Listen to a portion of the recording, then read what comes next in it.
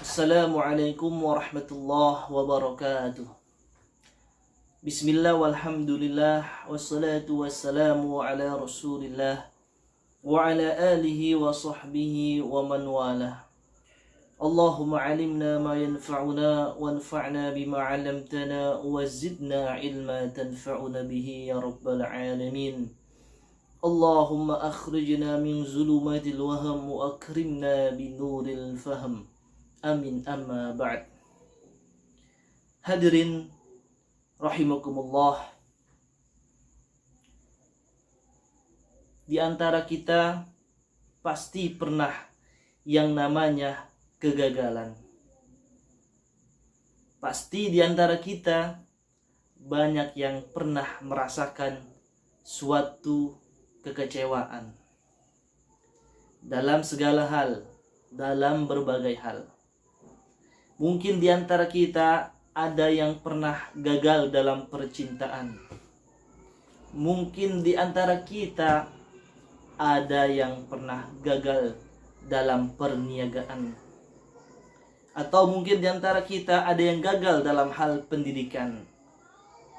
Itu bisa saja terjadi kepada saya, kepada Anda, dan kepada kita semua. Namun, apa yang mesti kita lakukan manakala keinginan kita, tujuan kita itu tidak tercapai?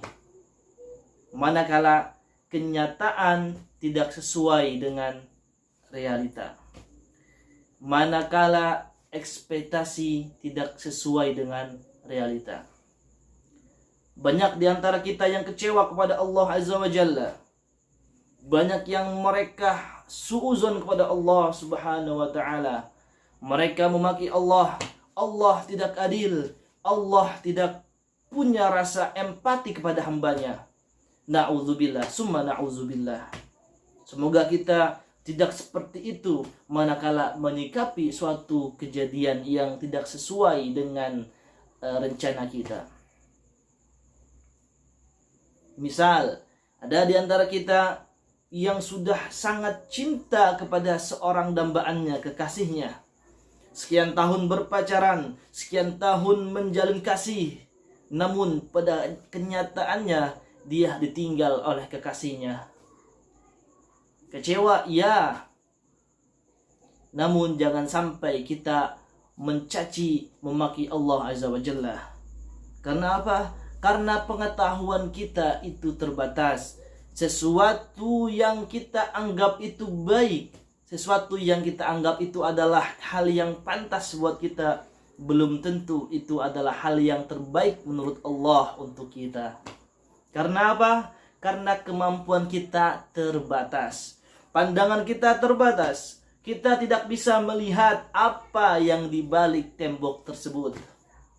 Tapi Allah Azza wa Jalla, Sang Pencipta, Tuhan semesta alam, tahu apa yang ada di dalam semesta ini. Wallahu alimun bidzatis sudur. Saya pribadi satu ketika membaca Al-Quran juz 2. Ketika itu saya juga menghafalnya dan ketemu dengan ayat, tepatnya surat Al-Baqarah ayat 216. A'udzu billahi minasyaitonir rajim. Bismillahirrahmanirrahim. Kutiba 'alaikumul qitalu wa huwa kurhul lakum wa 'asa an takrahu syai'an wa huwa khairul lakum wa 'asa an tuhibbu syai'an wa huwa syarrul lakum wallahu ya'lamu wa antum la ta'lamun. Wa 'asa an takrahu syai'an wa huwa khairul lakum. Boleh jadi sesuatu, Allah berfirman, boleh jadi sesuatu yang kita tidak suka, sesuatu yang kita benci, justru itu adalah yang terbaik untuk kita. Kemudian boleh jadi sesuatu yang kita cinta, sesuatu yang kita cinta, sesuatu yang kita suka, boleh jadi justru itu adalah sesuatu yang tidak baik untuk kita. Kemudian Allah Subhanahu wa taala menutup ayat 216 ini dengan firman-Nya, wallahu ya'lamu wa antum la ta'lamun. Allah mengetahui apa-apa yang tidak kita ketahui.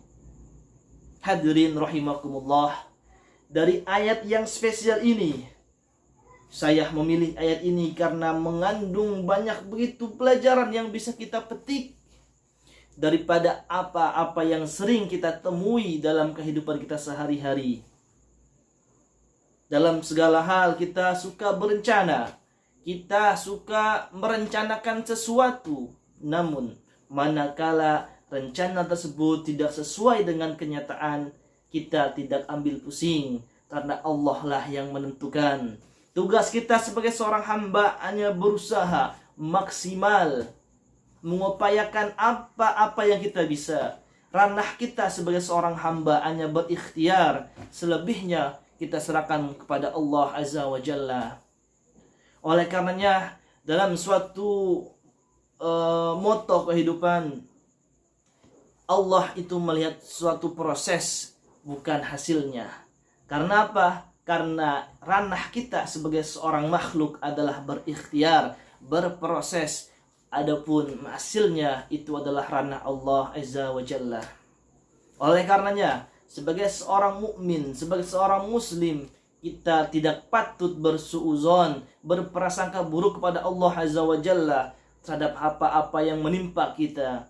Tapi sebaliknya, kita mestilah berhusnuzon, berprasangka baik kepada Allah Azza wa Jalla, dan menerima apapun yang terjadi dengan lapang dada, dan pastilah Allah mengetahui apa yang terbaik untuk hambanya, dan Allah akan memberikan sesuatu yang hambanya butuhkan, tidak semua yang hamba inginkan.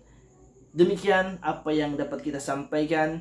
Kurang lebihnya mohon maaf. Semoga kita semua bisa mengambil ibrah ataupun pelajaran dari Quran surat 216, surat Al-Baqarah.